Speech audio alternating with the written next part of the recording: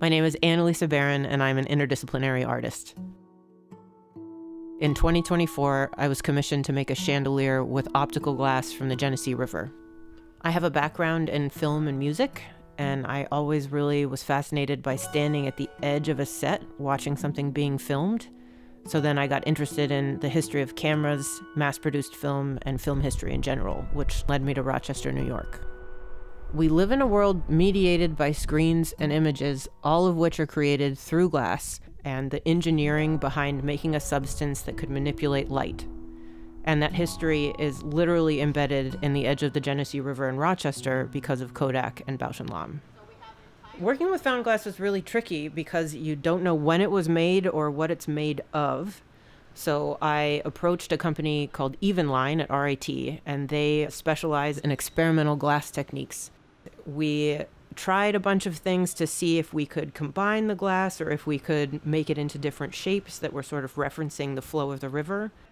We found a few types of glass that could be manipulated and remain stable after they cooled, which is often the most tenuous part of working with found glass. After finding a shape that would create the effect I was looking for, I created a prototype of the chandelier and the mounts for the glass. My metalwork is inspired by my Norwegian heritage. So often the traditional Norwegian painting technique, rose mauling, with all of its sort of undulating brushstrokes, comes into the forms in my metalwork, which I also think fit well with the idea of flowing water through a landscape. Each piece of optical glass has a unique shape. So I used mild steel, which is quite soft, and I cold formed it in order to have each piece fit to the individual glass. The home for this piece had a sloped ceiling. It was a really unique angle. So I made the design wedge right up into the angle so it could look like it was water splashing over an uneven plane.